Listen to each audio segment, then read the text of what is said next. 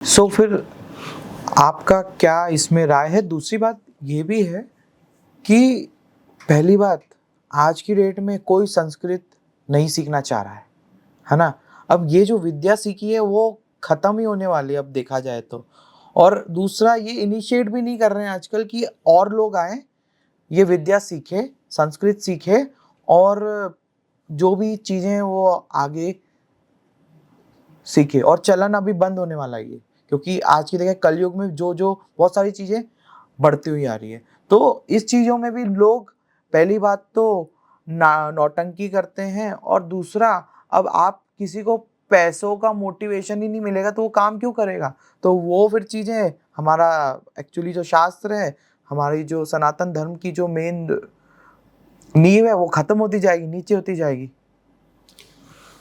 वो आपका कहना ठीक है, पर संस्कृत और जो आप कह रहे हैं कि कर्मकांडी पढ़ाई या वेदों की पढ़ाई या ये अभी काफ़ी आगे अपडेट हो चुकी है। काफ़ी सारे गुरुकुल पहले भी थे, अभी तो और खुल चुके हैं, चाहे ओमकालेश्वर में हो, भोपाल में अभी मैसेज आया और वो भी फ्री ऑफ कॉस्ट है। बनारस में तो है ही, काफ़ी जगह उज्जैन में भी है, काफ़ी फ्री ऑफ कॉस्ट है। वो भी आपको उसमें चारों वेदों का पढ़ाएंगे, आपको संस्कृत उसमें विशेष रहेगा, आपको उसमें पूरा एमए कराएंगे। और वो भी आप समझ लो कि आगे भी अगर आपको बीएड वगैरह करना है, विशेष करना है, तो काफ़ी संस्थाओं ने तो ऐसा कर दिया है कि आप देखेंगे कि अभी जैसे अयोध्या में जो वहाँ पे ब्राह्मण गठित हुए तो पहले उनका इंटरव्यू हुआ,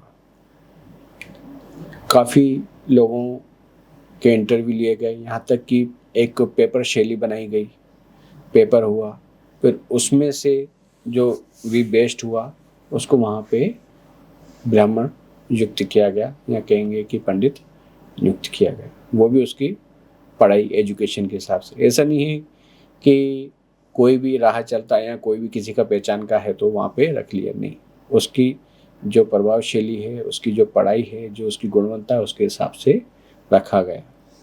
ऐसा नहीं, विदेशों में भी जितने भी मंदिर बन रहे हैं या इंडिया में भी जितने भी आप देख रहे हैं मंदिर, सब में गवर्नमेंट ने एक शिक्षित ब्राह्मण को तय किया है। कुछ ऐसे हैं जो पुराने हैं तो उसमें वो पुराने ही चले आ रहे हैं, जो उनकी पुश्तैनी गद्दी है, पर आज का जो दौर है काफ़ी अपडेट हो चुका है और इसमें 6 क्लास से लेते हैं बच्चों को, और कोई पढ़ाई का पैसा नहीं रहते हैं, रहना खाना सब गुरुकुल में वहीं पे रहता है।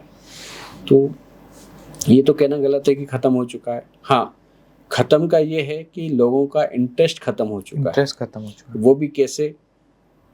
हम रेगुलर कर्मकांडी में देखें, रेगुलर कर्मकांडी मतलब जिससे आप अपने जो जीवन शैली में चल रहे हैं, किसी ब्राह्मण को घर पे बुलाते हैं, कोई विवाह कराते हैं, कोई पूजन कराते हैं, तो उसमें आपको दक्षिणा में किचकिच चिकचिक होती है।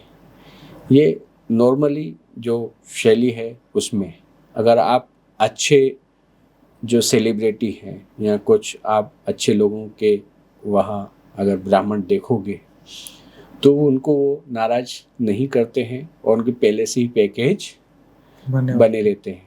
जहाँ हम अभी मिले जिस शादी में, तो वो भी पहले से ही पैकेज बना हुआ था, उसमें कुछ नहीं हुआ।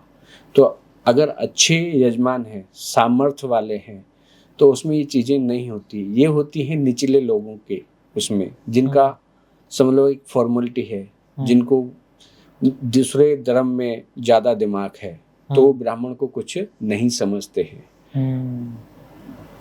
जिनका माइंड दूसरी तरफ भटका हुआ होता है।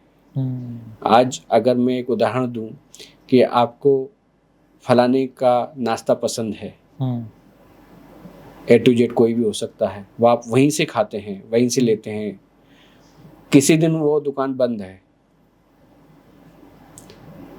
तो आप कहीं दूसरी जगह से लेते हैं। तो दूसरी जगह से लेंगे, एक तो आपने टेस्ट नहीं किया है, उसके बाद आपको रेट नहीं मालूम है, तो आप सबसे पहले जाके क्या पूछते हैं, क्या प्राइस है, क्या क्या भाव है। प्राइस है। और फिर आपने खाया भी तो आपको उसके प्राइस के अकॉर्डिंग नहीं लगा, तो आप क्या कहेंगे कि टेस्ट अच्छा, मतलब महंगा मजा भी नहीं है आया, और टेस्ट मजा नहीं है, नहीं इससे आया, ज्यादा फलाना अपना पुराना वाशो वाला ही बंद सही थी।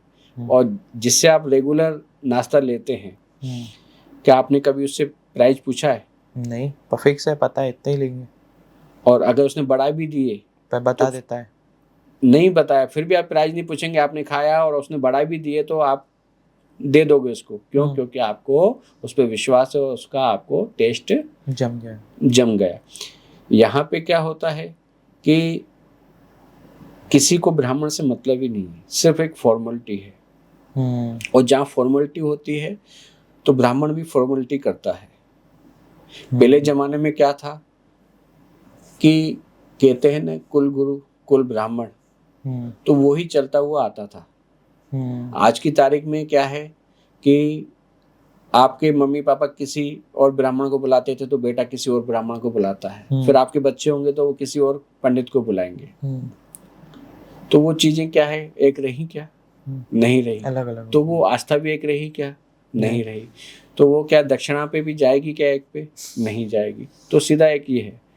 और तीसरा कि आपको ये मालूम होना चाहिए, ये ग्रंथों में लिखा हुआ है, मैं अब जो बात बताने जा रहा हूँ वो बहुत बेहतरीन है,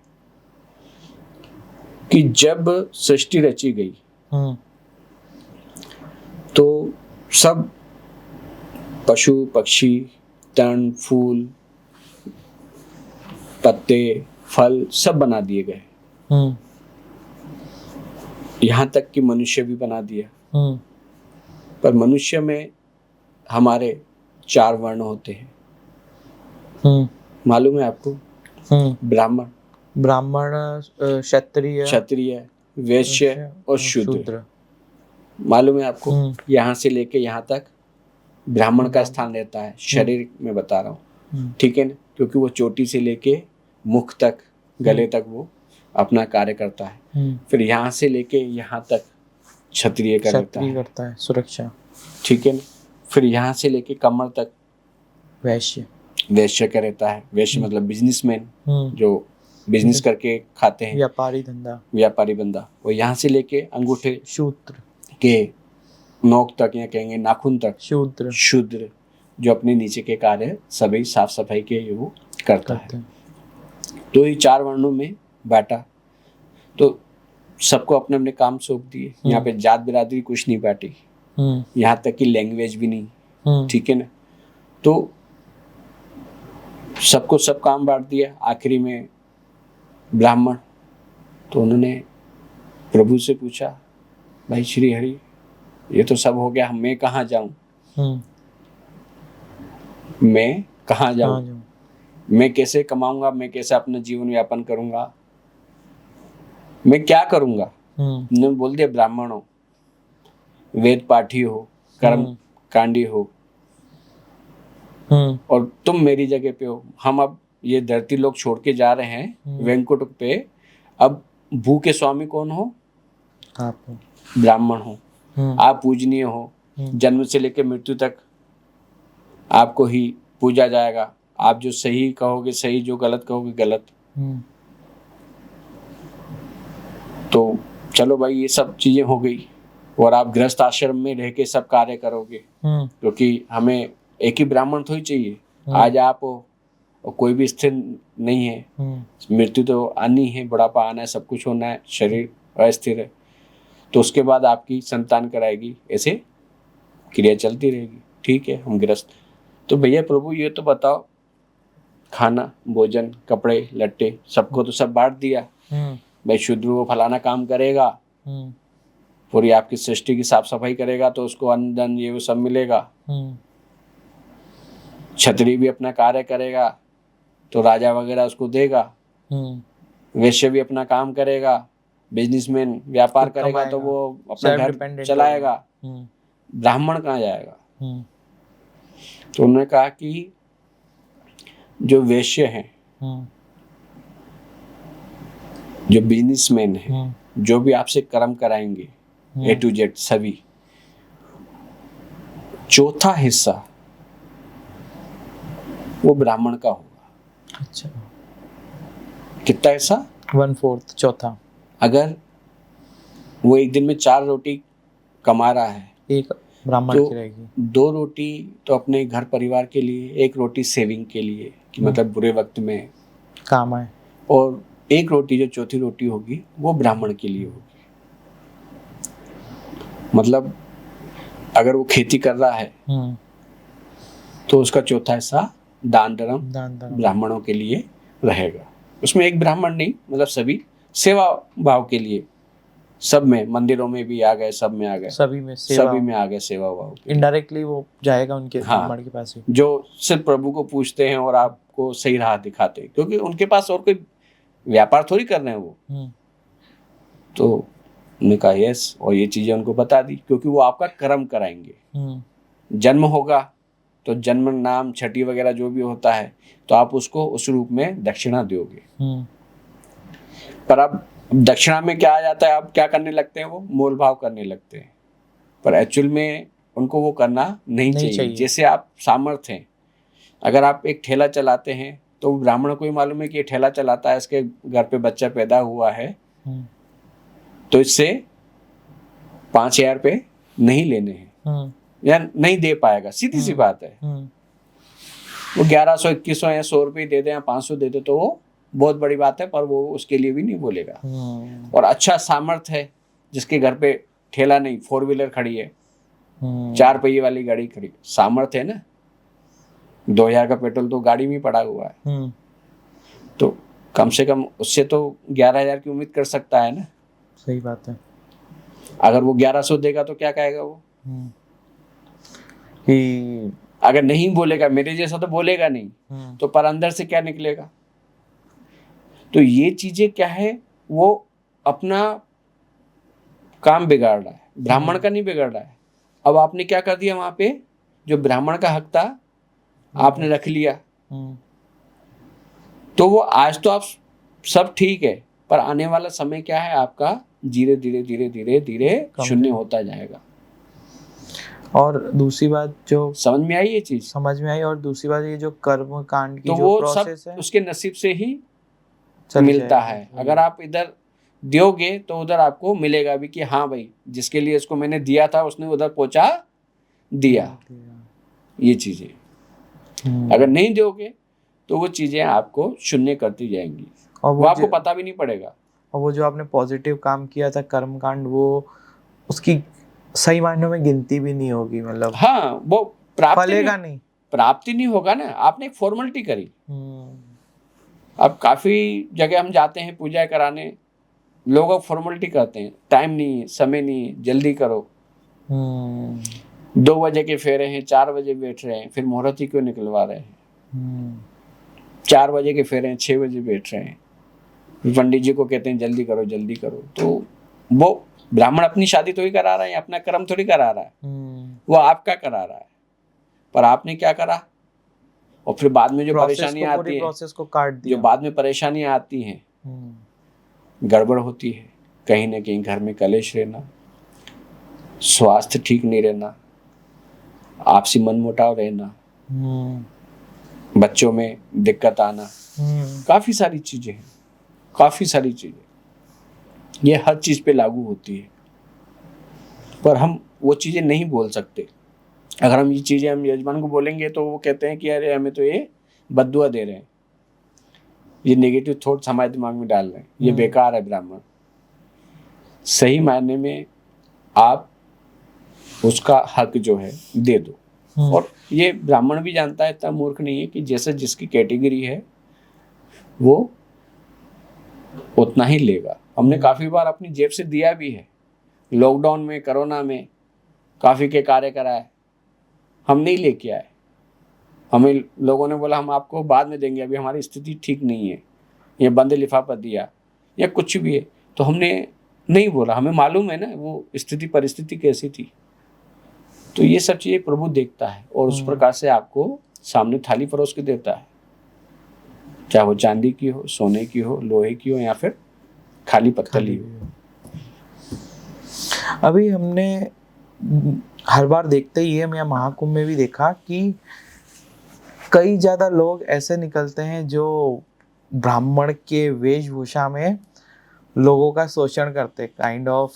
अगर हमने बहुत सारी रील्स ऐसी देखी कि जब उनसे बोलते हैं कि गायत्री मंत्र पढ़ के बताओ, हाँ, तो मैं भी देख रहा हूँ। उल्टा सीधा कुछ भी बोल के, काइंड ऑफ वो दूसरी कास्ट के होते हैं। बस एक जो चलन चल गया है कि ये ब्राह्मण इतना कमाता है, तो मैं भी थोड़ा बहुत बहती ब्राह्मण गंगा नहीं है, में वो साधु साधु के वेशभूषा या में, या योगी कहेंगे या योगी फकीर कहेंगे। फकीर की। देखो, अब ये चीजें क्या है, ग्रंथों में भी लिखी गई है। जिसको जैसे भोगना है। जो ये वीडियो बन रही हैं कि आप गायत्री मंत्र बताओ, या आप इस भगवान का नाम हनुमान बताओ, चालीसा एक बार पढ़ के इसका बेटा बताओ। कौन था। हाँ। अब पहले अपने अंदर जाग के देखो जो पूछ रहा है। तुम तो तैयारी करके गए हो, तुम तो ब्राह्मण नहीं हो। अगर हो भी तो तुम तैयारी करके गए हो, तब जाके तुम उससे पूछ रहे हो। और उसका सीधा सा एक ही नियम है, और उसने, भगवान ने उसको ऐसा बनाया है भुक्त भोगने के लिए। उसका माइंड, बुद्धि ऐसी भ्रष्ट कर दी कि घर द्वार छोड़ के, ऐसे कपड़े पहन के कि जगह जगह भिक्षा करेगा, और जो भी वो काम वासना में या किसी में भी तुम ये चोगा पहन के ये काम करोगे। तो वो उसको, और आप उसमें उसको दोषी ठहरा रहे हो, उसको हाईलाइट कर रहे हो। इससे पहले जी ये चीजें होती थी, हाईलाइट नहीं होती थी। आज तो उस समय भी थे वो लोग। कहाँ थे वो फिर जो वीडियो खींच रहे हैं या ये बना रहे हैं? अरे आप उनके उस हाल पे छोड़ दो। हाँ, अगर आप समाज सेवा हो, समाज सुधारक हो, तो उनके लिए कुछ करो। आप उनको डंडे मार रहे हो, लाठी मार रहे हो, तुम उनको सुधारने चले हो, पहले खुद तो सुधरो। आज अपना कॉन्स्टिट्यूंसी, अपना वो यूट्यूब चैनल खेल लिया या कुछ अपने व्यूज बढ़ाने के लिए आपको टॉपिक मिल गया। अरे पहले भी हाथी घुमाने आते थे, पहले ही बंदर नचाने आते थे, पहले भी लोगों को जादू से ऐसे पागल बनाने आते थे। केला आ गया, हम तो छोटे थे, हम तब से देख रहे हैं। तब तो हमने उनसे नहीं पूछा कि आप कौन से मंत्र से केला मंगा लेते हो, ये हाथी आप कहाँ से लेके आए, आपको फलाना गणेश का मंत्र आता है क्या? आज भी फकीर आते हैं। अगर मैं समाज सुधारक हूं तो आप इनके लिए कुछ करो। अगर नहीं हो, पहले आप अंदर तो जाको। आप खुद ही मेल से भरे हुए हो और उनकी मेल छाटने में लगे हुए हो, क्या मतलब? ऐसे ही एक ने क्वेश्चन किया, ये आपसे भी कर रहा हूं धीरज भाई, कि एक, और ये वो फलाना सुन भी रहा होगा, और देवास का ही व्यापारी है, ऐसे उसकी शॉप पे बैठा था। तो एक सुबह सुबह भिखारी आता था और फलाने को कहता, अरे फलाना सेठ खुश रहे, मस्त रहे, अरे तेरे जैसा ये वो, मतलब काफ़ी तारीफों के पुल बनाता था। और वो उसको 5-10 रुपए देता, तब वो खुश होके चला जाता था।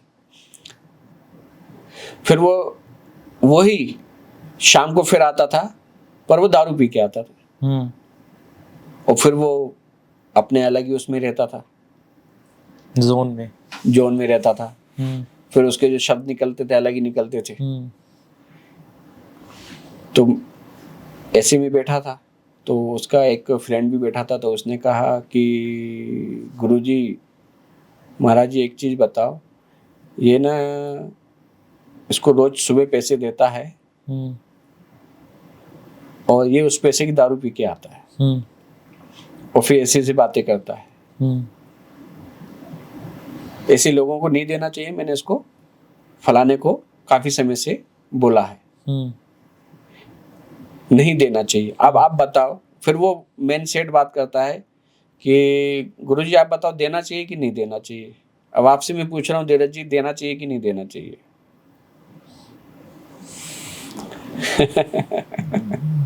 ये देखो, अगर हम उसके कर्मों के हिसाब से जाएं, नहीं, एक बता, देना चाहिए कि नहीं देना चाहिए, बस शॉर्ट। फिर वो उसकी आगे चीजें मैं बताऊंगा। मुझे, आप कर्म सुधारक थोड़ी हो जो उस पे जाओगे। देना चाहिए कि नहीं? आप होते उसकी जगह पे क्या करते? और डेली का नियम आज मैं- भी वही नियम है। मैं स्टार्टिंग के कुछ दिन तो देता, बट उसके बाद मेरा ही मन नहीं करता उसको देने का, क्योंकि वो चीज़ें गलत हो रही हैं आगे। क्या पता वो उस नशे में और कुछ गलत हो जाए, गलत कर ले। चलो ठीक है, मतलब नहीं देना चाहिए। शुरुआती देते, उसके बाद उसके लक्षण या उसकी वो प्रवृत्ति मालूम पड़ जाती तो नहीं देता मैं। और मैं कहूँ देना चाहिए तो सही हो सकता है, कुछ बात होगी इसमें। एक्चुअल में क्या होता है कि हम मनुष्य हैं, समाज सुधारक नहीं है। आपको मालूम है कि किसके नसीब से क्या आ रहा है आपके पास? मालूम है क्या? नहीं मालूम है। अगर आप समाज सुधारक हैं तो आप उसके पूरे परिवार को लेके चलो, सीधी सी बात है। अगर समाज सुधारक नहीं है, जो उसके नसीब का है, 5, 10, 20 जो भी है, आप उसको उस समय दे दो, आपका वहां पे काम खत्म हो गया।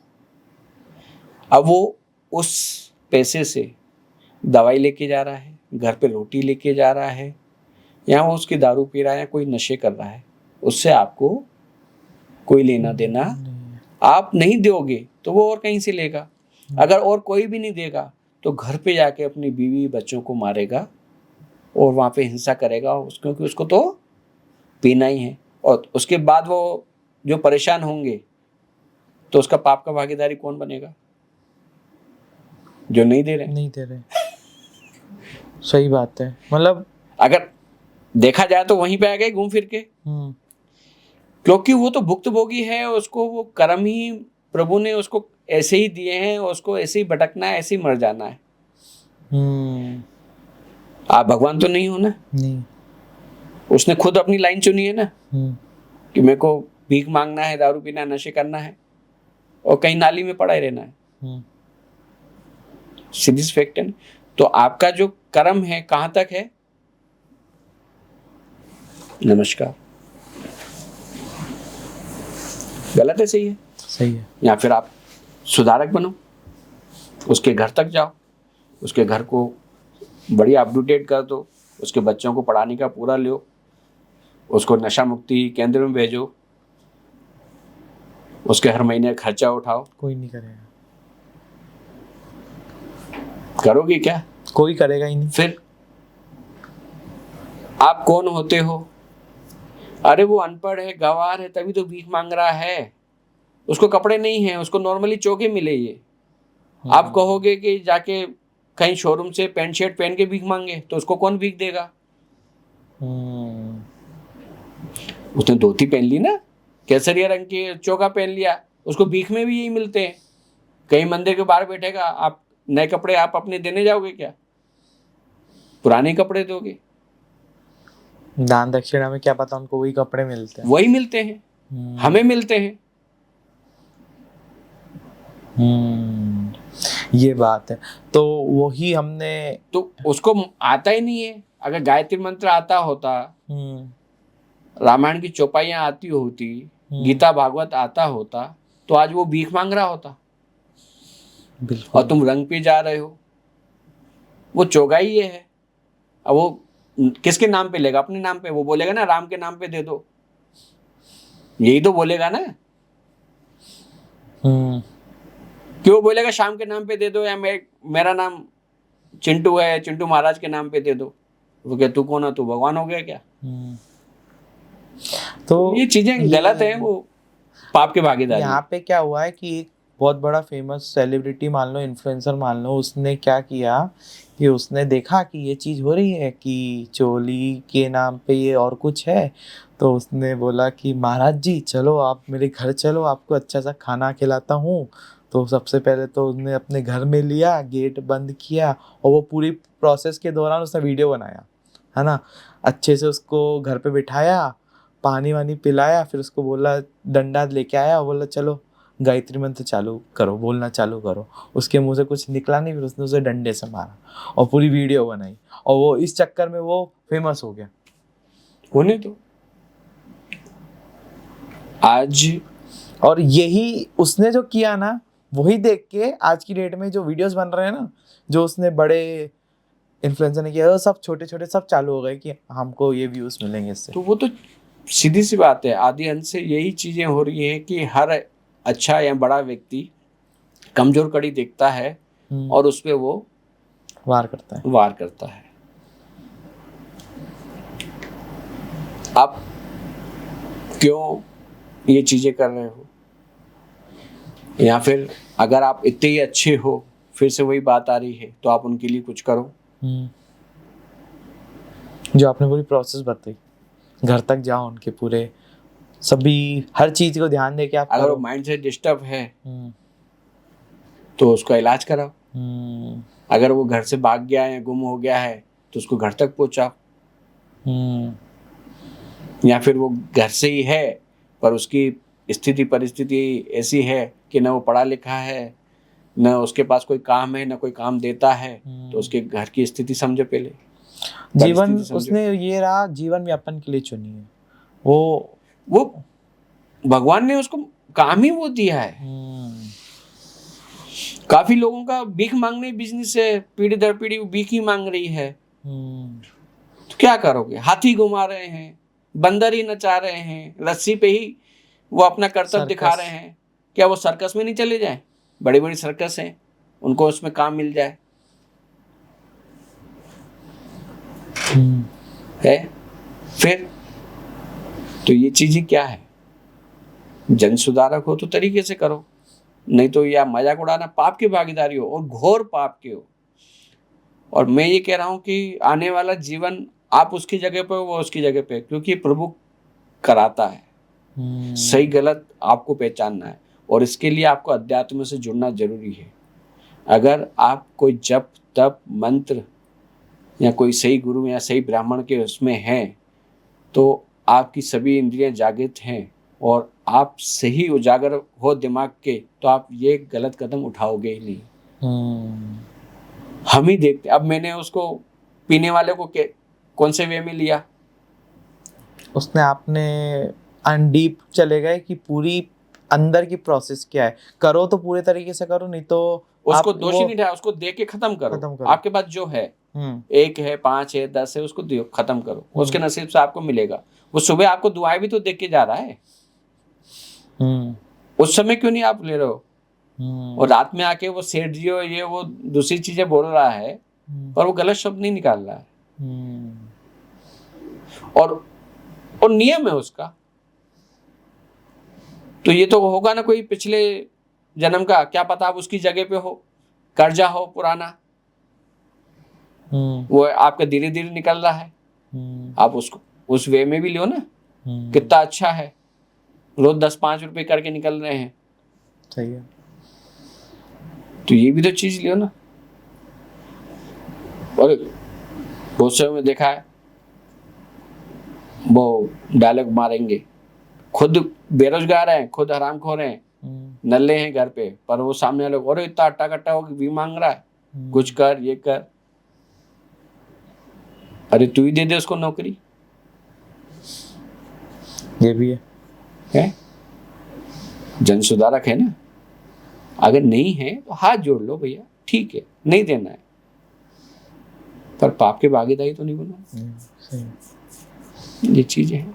आपसे डिस्कशन जब हो रहा था तो मुझे ये रियलाइज हुआ कि आपको ना हर चीज का एक डिटेल पता है कि हाँ ये चीज में ये होती है, और बहुत अच्छे से आपको हर चीज का अच्छा नॉलेज है। तो इससे ये समझ में आता है कि आपकी ऊपर भगवती की कृपा है।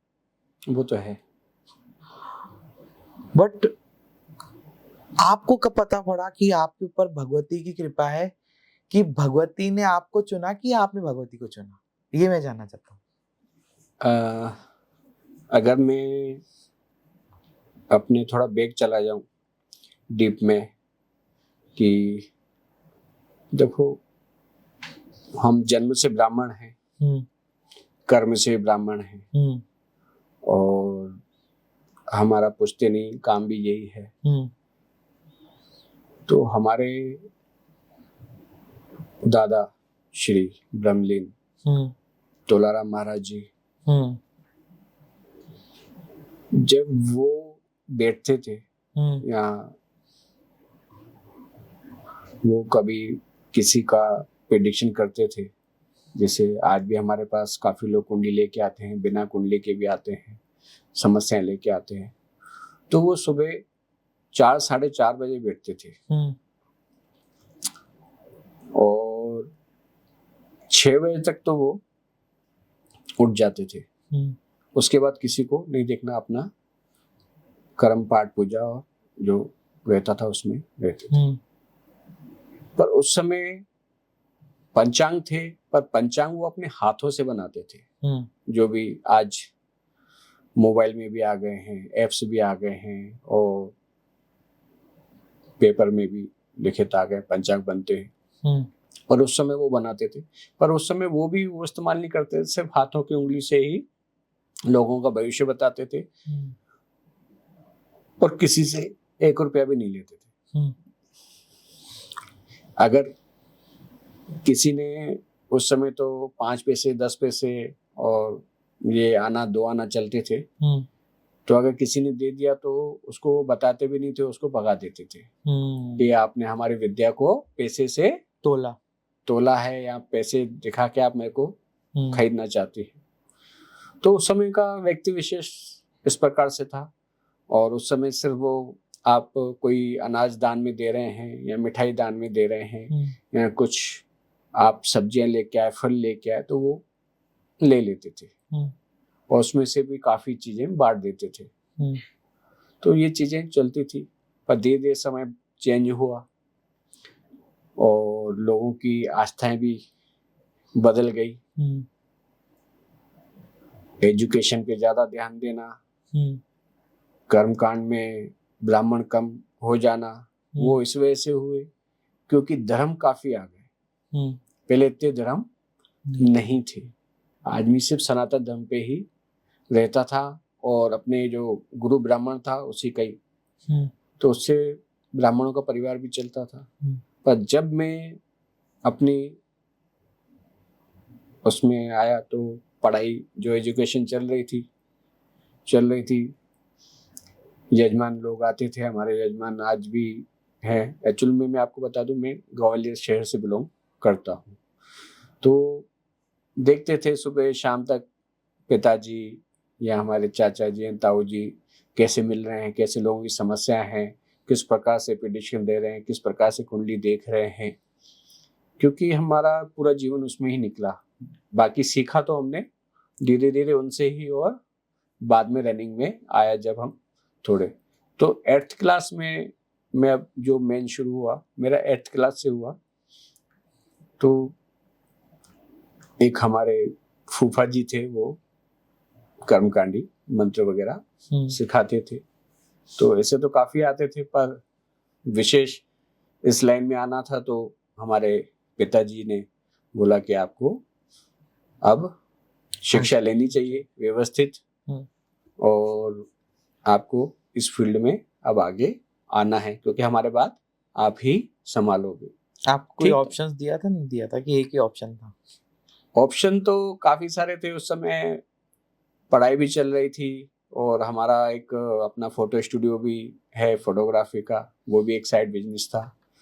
तो पर आज की लाइफ में आप अपने ऑप्शन खुद चुनते हैं, पर उस समय जो हमारा समय था हम बड़ों पे ही निर्भर थे कि वो जो कहेंगे वही करना है, वो हम करेंगे और उन्होंने हमारे लिए भी बेस्ट सोचा होगा या सोचा है, तो वो कह रहे हैं तो करो। तो जाते थे रोज नए नए मंत्र, फिर जैसे समय समय पे त्योहार आते हैं, जिस प्रकार से डॉक्टर थ्योरिकल सीखता है उसके बाद प्रैक्टिस करता है, तो वही प्रैक्टिकल के लिए फिर हमें हमारे चाचा ताऊ हुए, अंकल हुए, ये जब पाठ पूजा कराने जाते थे तो हमें साथ में ले जाते थे। तो थ्योरिकल और प्रैक्टिकल चलता रहा और धीरे धीरे ये स्थिति आई कि वो हमारे ऊपर ही सब चीजें निर्भर हो गई, क्योंकि हम एक नई पीढ़ी के हिसाब से अपडेट किया हमने अपने आप को। अपडेट करते करते चाहे एस्ट्रोलॉजी हो, टेरो कार्ड हो, चाहे फेस रीडिंग हो, ये चीजें हमें 70-80% हम कहेंगे हमारे जेनेटिक ब्लड में ही है। आज हम कहीं बैठते हैं तो हमें मालूम है कि हमारे लिए क्या सोच रहा है। ये भगवती का आशीर्वाद है और हमारे जेनेटिक ही हमारे अंदर ही है। काफ़ी चीज़ें हमें सिखाई नहीं गई हैं पर वो हमारे ब्लड में है। तो हमें भी ये आश्चर्य तब हुआ जब हम अपने प्रतिरूप मतलब हम खुद सेल्फ करने लगे। तो हम पिताजी से पूछते थे उस समय जब हमको देखते थे कि आपने कैसे बता दिया उसको, और वो भी कह रहा है हाँ गुरुजी ये हमारे साथ हुआ है पंडित जी। तो ये सब चीजें हम उन समय उससे पूछते थे तो वो कहते थे कि जब आप अपनी उम्र में आएंगे तो ये चीजें आपको भी आभास होने लगेगा। तो ये सब चीजें कुंडली में भी रहता है। सीधी सी बात है, शनि के 10वें भाव से जो ग्रह होता है उसमें आप निपुण होते हैं। तो मेरा तो गुरु बैठा हुआ है तो सीधी सी बात है, बृहस्पति जिसका बलवान हो तो उसका तो सभी चीजें माँ भगवती सरस्वती जुबान पे रहती है। दूसरा कि आपकी सिक्स सेंस वो भी आपको अगर करनी है तो माँ भगवती आराधना करो। आपकी सिक्स सेंस वैसी, मैंने अभी थोड़ी देर पहले ही बोला था, जहाँ जननी को लेके चलोगे और जगत जननी को लेके चलोगे तो आपका ऊर्जावान हो जाओगे। प्रकृति के बीच में रहोगे तो आप वैसे ही सूर्य की तरह चमकते रहोगे और चंद्रमा की तरह शीतल रहोगे। तो वही जो फेस पे भी वही चीज ग्लो लाती है। आपने अच्छे अच्छे, जैसे आपने प्रेमानंद जी का नाम लिया, बाबा बागेश्वर उम्र में छोटे हैं पर उनको तो ये सब चीजें वो जैसे अपनी कहानी बताते हैं कि मुझे भी मेरे दादा गुरु ने इस प्रकार से हाथ लेके दीक्षा दी और हनुमान जी से बोल दिया कि हम तुम्हारे हो, रात से तुम हमारे हो। तो वही चीजें क्या है कि जो ब्लड से ब्राह्मण होगा, जो ब्लड से ही उसको अंदर अपनी जेनेटिक ऊर्जा प्राप्त होती है, आज भी होती है। पर आजकल लव अरेंज काफ़ी हो रहे हैं तो वहाँ पे सनातन खत्म हो जा रहा है और साथ में वो चीज़ें सेक्स भी खत्म हो रही है, ऊर्जा भी खत्म हो रही है। इस पे फिर कभी बात करेंगे। आपने अभी बीच में बोला कि जब आपने किसी के बारे में जब आप जाते थे और आपने प्रिडिक्शन कर दिया और वो सही निकलता था, तो वो थोड़ा आप मुझे थोड़ा इंटरेस्टिंग लगा, वो बताइए ना वो कैसे। एक्चुअली में क्या होता है कि आज भी जैसे मैं लाइव टेरो कार्ड पे आता हूँ क्योंकि टेरो कार्ड पे लाइव आते हैं तो एक live that means YouTube live तो यहाँ से थोड़ी बात करते हैं लोग, तो कोई कहाँ से कर रहा है। जब लाइव आते तो फिर वो रहता है ना कि कोई गलत, मतलब वो अगर आप मतलब उसमें लाइव मतलब कि ये थी सच्चाई है, जो भी है सच्चा है, आप झूठ बोल के या वीडियो बना के या एडिट करके नहीं अपलोड करते हो। नहीं लाइव दैट मींस लाइव। मेरी वीडियो आप देख सकते हो एस्ट्रो चिंटू शर्मा पे। एक्चुअल में उसमें ऐसी ऐसी बातें हैं कि कभी कभी मैं बाद में जब देखता हूँ या कभी सामने वाला ही कहता है कि आपने ये सब बोला था। अभी कुछ समय की ही बात है, ऐसे तो काफी सारे वो हैं कि काफी एस्ट्रोलॉजर ही या ज्योतिषी कहेंगे कि कोई भी आजकल काफी नए नए हो गए, काफी ढेर सारे हो गए। मैं तो ये कहता हूँ कि वो इतने सारे उपाय बताते हैं कि जितने 4 ग्रंथों में श्लोक या मंत्र नहीं लिखे होंगे उन्होंने इतने सारे उपाय बता दिए हैं। तो इतनी सारी रेमेडी, इतनी सारी उपाय ये लाते कहाँ से हैं? कोई लिखे कहाँ है? और उनको मेरी अगर ये वीडियो जाएगी तो उनको बुरा भी लगेगा कहीं ना कहीं कि ये क्या बोल दिया इन्होंने। कोई भी हो, कोई भी कथावाचक हो या कोई भी हो, जिसको देखो कि वो मेन मूल कारण भूल के लोगों को उपाय बता रहा है। अब उपाय में किसी को पैसा चाहिए, हाय पैसा, बिना कर्म किए पैसा मिलेगा क्या? बिल्कुल नहीं। कोई भी चीज नहीं मिलती है, पानी नहीं मिलता है। आप बेड पे पड़े रहोगे सुबह से शाम, कौन सा पैसा आपको अब वो घर बैठे पैसा आएगा? पैसा पैसा, अब वो रेमेडी सबके लिए बता दिया, अरे भोलेनाथ पे ये कर दो, फलानी जगह ये कर दो, तो आपको पैसा आने लगेगा। अब कुछ समय बाद जो उसने लोन के लिए डाला हुई थी अर्जी या क्रेडिट कार्ड के लिए, वो उसको मिल गया, तो उसने कहा अरे यार देखो पैसा मिल गया, पर वो पैसा क्या है? क्रेडिट, कर्ज है, कर्ज है वो, आपको चुकाना है कुछ ठीक समय है ना? बाद। तो अभी तो खुश हो गया, देखो मैंने भोलेनाथ जी पे रोज ऐसे किया, फलाने ने बोला मेरा था। टेम्पररी सोल्यूशन मिल गया, पर वो परमानेंट नहीं है। एक्चुअल में वो है ही नहीं, आपका पैसा थोड़ी हो। वो हरामखोर है वो उसी चक्कर में लगा हुआ था, कहीं से उधारी मिल जाए, कहीं से कुछ हो जाए, वो कर्म थोड़ी कर रहा है। हम कर्म ही पूजा कहते हैं। आज हम दोनों बातें कर रहे हैं तो एक कर्म के लिए कर रहे हैं ना। आपने मुझे बुलाया या मैं आपके पास आया, दोनों का एक ही मोटिव है ना, कि भैया ये YouTube पे इंस्टाग्राम पे जाएगी, कुछ फॉलोवर्स बढ़ेंगे, टाइमिंग बढ़ेगा, आगे जाएगी, तो हमें इससे पैसा मिलेगा। तो ये कर्म कर रहे हैं ना, हम अच्छे काम के लिए समय दे रहे हैं ना। और वो क्या है? फोकट का उसने वो किया, और बाई चांस उसका वो हो गया, उसने कर्जा भी ले लिया, फिर उसकी EMI बंद गई, ठीक है ना। अब वो है तो वहीं के वहीं। विश कहते हैं ना, जिन कैसे होता है कि 3 विश मांगो, अब ऐसी लाइफ में भी होता है, हमारे रियल लाइफ में भी होता है। प्रभु हमें विश देता है, हमारे स्टार चमकाता है, पर आपने वो मांग लिया, आपने ये थोड़ी मांगा कि मेरी पूरी लाइफ सुख से निकले। तो वो तो सुख से निकालेगा कैसे भी हो, आपको देगा, आप कर्म करो। पर आपने क्या बोला? मुझे पैसा मिले, तो क्रेडिट कार्ड आपका या किसी लोन के लिए अप्लाई किया, वो आपको प्राप्त हो गया, अब आप उसकी EMI कभी नहीं भर पा रहे हो, तो फिर आप क्या कह रहे हो? फिर आपने दूसरे बाबा का देखा YouTube पे, इंस्टाग्राम पे, कर्ज मुक्ति के लिए ये करें। कुछ समय बाद क्या देखा आपने? कर्ज मुक्ति के लिए करें उपाय। फिर उसने वो रेमेडी करी, उपाय किया। इंसान यही फंस जाता है उपाय में। अरे भैया, आप लोग दिमाग लगाओ, अगर ये सब उपाय से काम होता तो टाटा बिरला भी घर पे बैठा रहता, धीरू भाई अंबानी भी घर पे बैठा होता, हम लोग भी घर पे बैठे रहते। उपाय क्या होता है? अब काफी ज्योतिषी बताते हैं, अभी जो 29-30 तारीख से 7.5 ढैया चेंज हो रहा है। मेरी खुद की मेष राशि है, मैं खुद एस्ट्रोलॉजर हूँ, मैं ही सुन के मेरे सर में दर्द हो गया है। इतना उसको हाइप कर दिया है, इतना। अरे पहले भी 7.5 ही आती थी, पहले भी ढैया चलता था, हर चेंज होता रहता है, ये है ना, हर चीज चेंज होती है। आज तुम इतने बड़े एस्ट्रोलॉजर हो गए, ये इतना हाइप इसलिए करें तो धंधा बनेगा ना, एस्ट्रोलॉजर का बिजनेस बनेगा ना। ये चीजें नहीं करो। आज हम और आप बात कर रहे हैं, हाँ। हम इस चीजों में बातें कर रहे हैं क्या? नहीं। लोगों को भ्रमित कर रहे हैं क्या? बिल्कुल नहीं। या लोगों को भटका रहे हैं क्या? बिल्कुल नहीं। आप और हम भी कर सकते थे, ठीक है ना, पर हमने ये कर रहे हैं क्या चीजें? नहीं।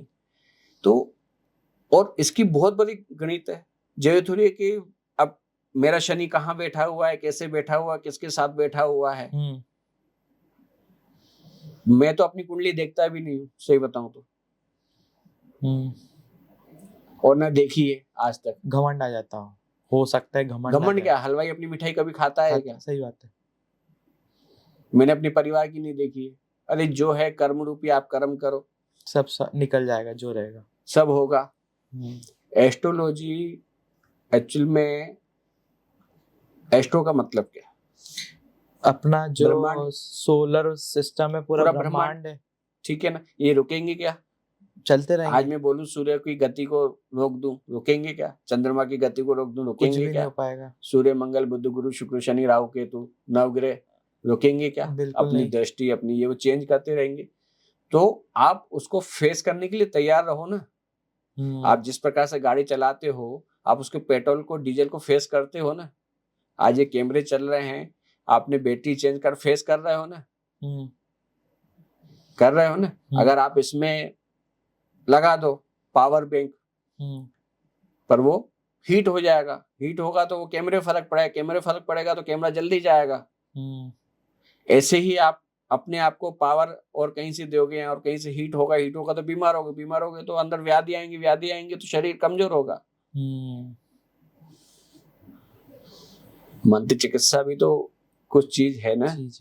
तो ये सब चीजें क्या हमें बचपन से सिखाई गई। हमारे ज्योतिष में यहाँ कहेंगे कि मैं तो एक ब्राह्मण हूं, तो हमारे पास एक घर से बहू भी आती है, तो उसकी सास भी आती है, तो उसकी बेटी भी आती है, एक ही घर से, और तीनों की अलग अलग समस्या है। पर हमें पहले ही सिखाया गया है कि उसकी बात उससे नहीं कहनी, उसकी बात उससे नहीं कहनी है। तो हमारी हार्ड डिस्क हमने कितनी पावरफुल करके रखी है। सही बात है। हमारा मेमोरी का जो स्टोर करने का है कितना पावरफुल होगा। तो ये कैसे बनेगा? आपका क्यों नहीं है, किसी और का क्यों नहीं है, कैसे बनेगा?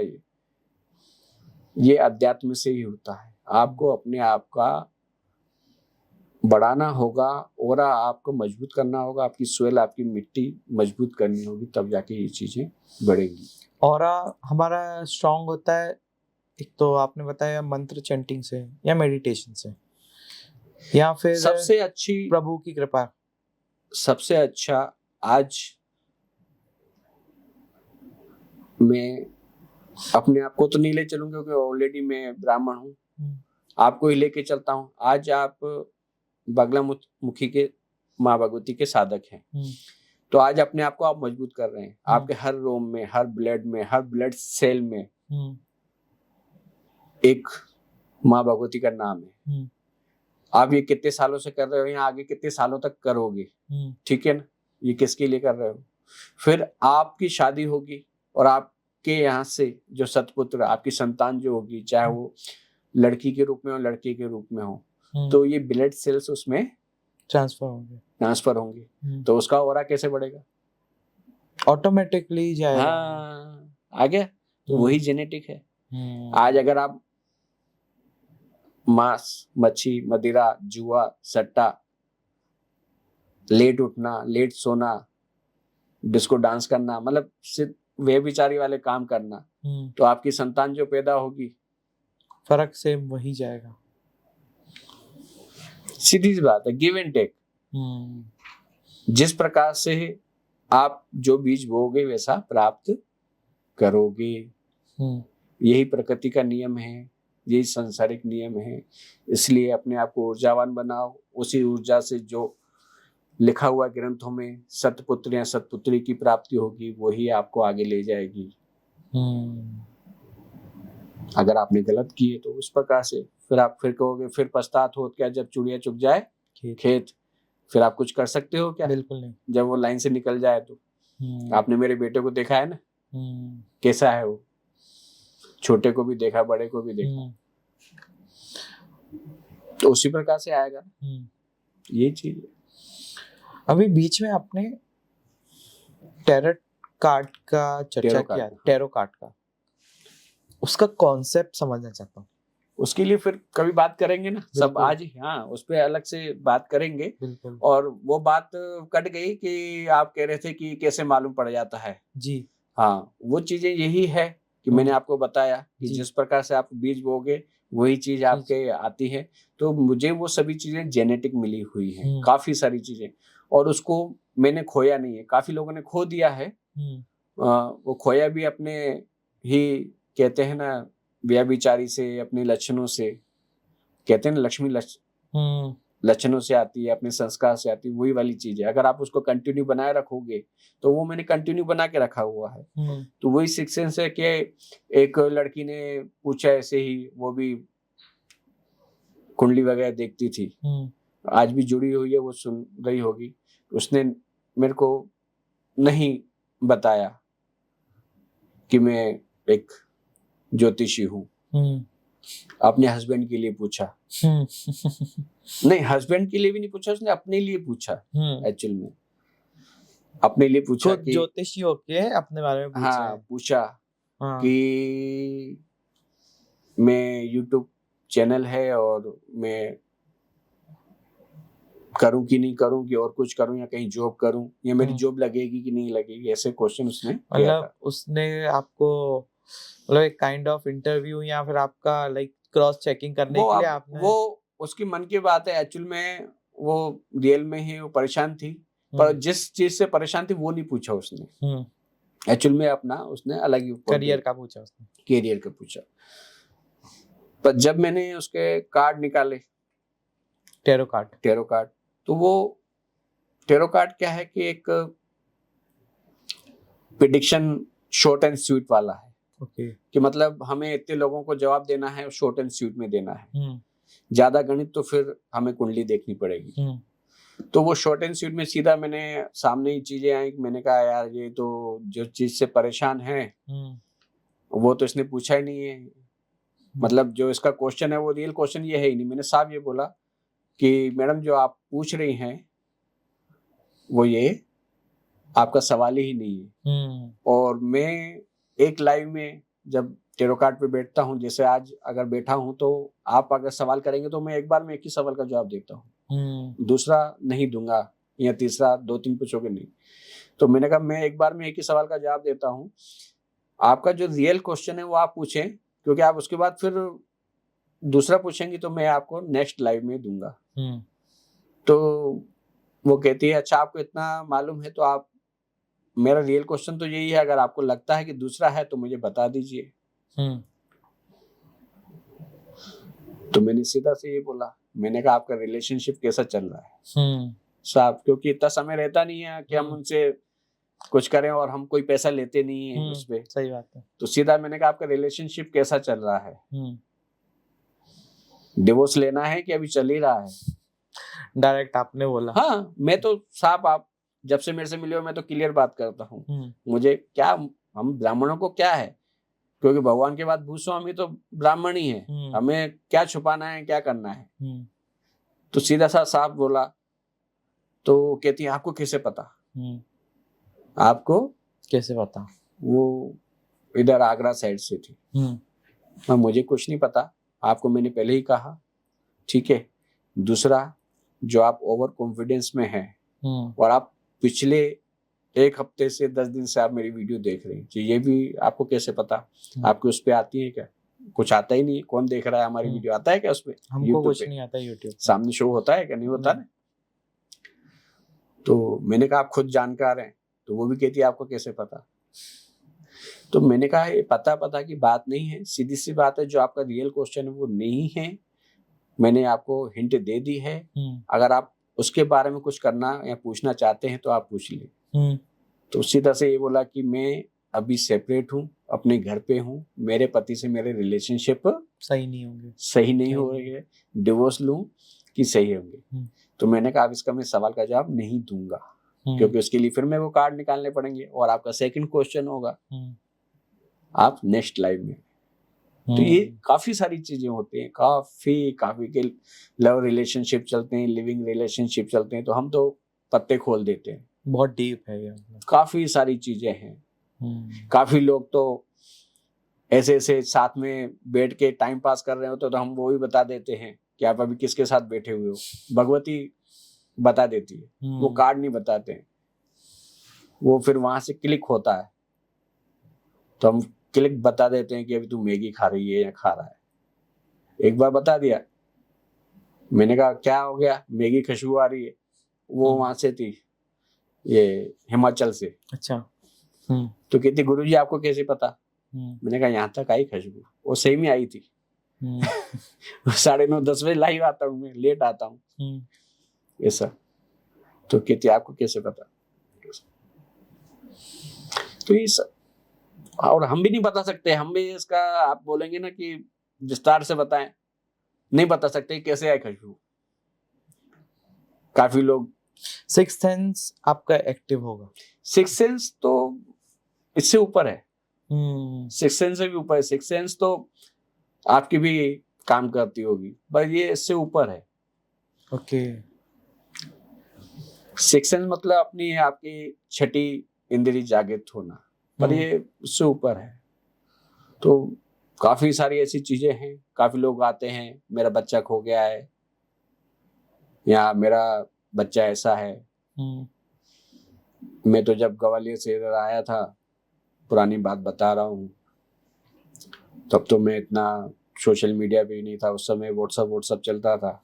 एक हमारे यहाँ रेंट के मकान में रहता था, बाई आई थी काम करने, उसका जमाई गरीब थी, वो गिर गया था, कलर करता था, गिर गया, आई नहीं 2-4 दिन। मैंने क्या हो गया, दीपावली का समय चल, ऐसे ऐसे है, जवान है, हाथ पैर काम नहीं कर रहे, खाना हमें खिलाना पड़ता है, सब कुछ हमें करना पड़ता है, हाथ हिलते ही। एक बार तो कुछ नहीं बोला, फिर आती थी, फिर पूछते जमाई कैसा है, तो भगवती ने बोला ही नहीं था। फिर एक दिन कहा कि बुला लो। मैंने कहा लेके आओ। तो कहीं गांव में रहता था, फलाने दिन को आएंगे महाराज जी, हम लेके आए। मैंने कहा लेके आना। क्या पैसे? मैंने कहा कोई पैसा नहीं। लेते ही नहीं है। लेते तो उनसे हैं जो संपन्न होते हैं, पर लेके आई, उसको हील किया। आज की तारीख में वो खुद खाता है, खुद फ्रेश होने जाता है, उसका हाथ हिलना सब भगवती कृपा से। काफी सारी चीजें हैं, ऐसे तो आगे बात करेंगे, काफी सारे मैजिकल हुए हैं ब्राह्मणों में। और जो ये चीजें लगी हुई है कि हर कोई एक नए तरीके से समझना चाहता है कि कौन सही है, कौन ब्राह्मण गलत है, या किसको दान धर्म करने से क्या होगा, हम कैसे पहचाने। काफी लोगों के ऐसे हैं, क्योंकि आज की तारीख में आप भी देखते होंगे कि सरनेम हर कोई लगाने लगा है, शर्मा, शास्त्री, जोशी, भारद्वाज, हर कोई अपनी जात छुपाने में लगा हुआ है। तो और हर एक व्यक्ति भागवत भी कर रहा है,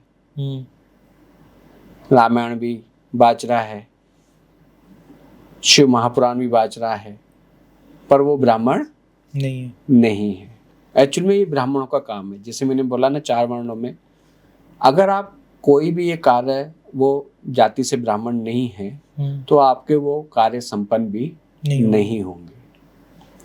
और दूसरा, आजकल जैसे लव मैरिज चल रही है, तो ब्राह्मणों में भी काफ़ी ऐसे कि बिजनेसमैन हो गए। आपने ये भी कहा था कि काफ़ी ब्राह्मण नहीं बनना चाह रहे हैं, संस्कृत नहीं पढ़ना चाह रहे हैं, या कर्मकांडी या ज्योतिष नहीं सीखना चाह रहे हैं। तो वो कहीं ना कहीं आजकल जो पढ़ी लिखी पीढ़ी है, पैसों के पीछे भागना चाह रहे हैं, और दक्षिणा कम ज़्यादा उसके पीछे भी, कि जो छोटे छोटे कस्बों में छोटे छोटे ब्राह्मण हैं जो पुरोहितगिरी कराते हैं, और उनके समझो कि जन्मों से ही उनके चलता आ रहा है कि दादाजी ने कराई तो पिताजी, चाचा जी, अब उनके पिताजी, अब फिर वो, तो ये चीज़ चलती आ रही, कुल परंपरा। अब वो नहीं कराना चाह रहे हैं क्योंकि उनसे उनका जीवन यापन नहीं हो रहा है, तो वो थोड़े से भटक गए हैं। पर सही ब्राह्मण, हमारे गरुड़ पुराण में लिखा हुआ सत्यपुत्र, ये चीजें वैश्यों में भी काम आती हैं, आप लोगों में भी, हमारे में भी। आपने देखा होगा ब्लड रिलेशन में हम वेडिंग नहीं करते हैं। बहन, बुआ की लड़की, हमारे समाज में नहीं करते हैं। हाँ, सनातन धर्म में हाँ, ब्लड रिलेशन से नहीं करते। उसके लिए हम क्या पूछते हैं? ब्लड तो हम रिलेशन, अब काफी लोग बाग दूर चले गए, तो हम क्या पूछते हैं? गोत्र। क्या पूछते हैं? गोत्र। अगर एक ही गोत्र है तो कि कहीं ना कहीं हमारे रिलेटिव है। गोत्र का भी था कि गोत्र कैसे समझ में आता है कि हम इस गोत्र के हैं। गोत्र एक्चुअल में, और गोत्र पता नहीं हो तो बोलते कि कश्यप गोत्र बोलिए आप। हाँ, सबसे पहले जो हुए ऋषि कश्यप हुए, उसके बाद सप्त ऋषि हुए, हम सब उनकी ही संतान। पहले हम ये समझते हैं गोत्र होता क्या एक्चुअली, मैं बता रहा हूँ ना, उसी टॉपिक पे आ रहा हूँ। तो जो सप्त ऋषियों के नाम, सबसे पहले कश्यप है ना, शांडिल्य, भारद्वाज, और काफी, तो ये सभी गोत्र हैं। गोत्र का मतलब है कि आप उस ऋषि के औलाद हैं। जैसे मेरा भारद्वाज गोत्र है, अगर किसी को गोत्र नहीं मालूम है, हम संकल्प कोई ब्राह्मण करा रहा है तो कहते हैं यार गोत्र तो मालूम ही नहीं है, नई पीढ़ी को मालूम ही नहीं है। तो सबसे पहले मेन जड़ कौन थे? कश्यप ऋषि थे। तो कश्यप, उसके बाद ही तो उनकी संतानें होती गई। तो मेन आप कश्यप से ले लो ब्लड। तो इस प्रकार से ये चीजें हुई। और फिर हमारा इसमें आया कि शादी किसमें की जाए। जैसे जातियां हैं, पंजाबियों की पंजाबियों में ही होती है, महाराष्ट्रियों ने महाराष्ट्रियों में होती है, सिंधियों की सिंधियों में होती है, ऐसी होती है ना। पर आज बच्चे पढ़ लिख गए हैं तो काफी अदर कास्ट में कर रहे हैं। Sorry, other caste, not inter caste. हाँ, तो अब ये चीजें क्या हो गए, यहाँ पे गोत्र विभाजन भी हो गया है। ठीक है। और पर ये ब्राह्मणों के लिए नहीं है। वैसे तो आपके लिए भी नहीं है, क्योंकि वहां से जो संतान प्राप्ति होगी, क्योंकि पिंडदान जब हम अंत समय में 13वीं में 12वीं में जो पिंडदान होता है वो उसी पुत्र को कहलाने के लिए है जो जिसने समाज में रह के अग्नि के फेरे लगाए हैं और अपने ही समाज में किया है। जो उनसे संतान हुई है वही शुद्ध पुत्र सतपुत्र कहलाता है। और ऐसे ही अगर आपको ब्राह्मण को पहचानना है तो जैसे मेरी शादी अगर मैं लव मैरिज करता, आप लोगों में से किसी स्त्री या किसी बेटी को ले देना पसंद ना हो जाती है और फिर वो उसमें से पुत्र होता, तो पहली बात तो मेरा ब्राह्मण तत्व ही खत्म हो जाता। आप मेरे से कोई भी पाठ पूजा कराएंगे, पहली बात तो मेरे को कराने का हक ही नहीं, या मेरे से कराएंगे तो वो भी बेकार जाता। फिर मेरी जो संतान होती वो भी ब्राह्मण नहीं कहलाती, क्योंकि वहाँ पे ब्राह्मण तत्व खत्म हो जाता है। इसी प्रकार से अगर कोई आपके निगाह में आसपास कोई ऐसे ब्राह्मण हैं जिन्होंने लव मैरिज करी है या अदर कास्ट से करी है, तो समझ लो कि वो अगर कर्मकांडी भी है या पुरोहितगिरी भी करा रहा है तो वो गलत है। समझ में आया? तो इसी प्रकार से हमें फिर पाठ पूजा नहीं लगती हैं और ये चीज़ें सब खराब हो जाती हैं और कहीं ना कहीं हमें भी ब्राह्मण में वैर नजर आने लगता है। ठीक है। सो मुझे ये पूछना था कि आपने ये माला कौन सी पहनी अभी? माला एक तो ये 3 मुखी रुद्राक्ष है और दूसरा ये स्फटिक। स्फटिक की माला हम कौन से किसके मंत्रों के लिए? हाँ, ये भगवती। अच्छा, भगवती की मंत्र के लिए भी कर सकते हैं, शिव जी की आराधना के लिए भी कर सकते हैं। स्फटिक की माला। हाँ, और भगवती के कोई भी आप ले सकते, तंत्र में भी आप इसको ले सकते हैं। तो ये स्फटिक है और ये समझो कि जल से बना हुआ, पानी से बना हुआ एक पत्थर है। सो इसकी चर्चा हम अपने अगले पॉडकास्ट में करेंगे। काफी समय हो गया और यही पॉडकास्ट हम आज एंड करते हैं। आगे हम और ऐसे पॉडकास्ट लेके आएंगे। बहुत मजा आया मिलके। ठीक है। जय माता दी। जय माता दी। खुश रहें, स्वस्थ रहें।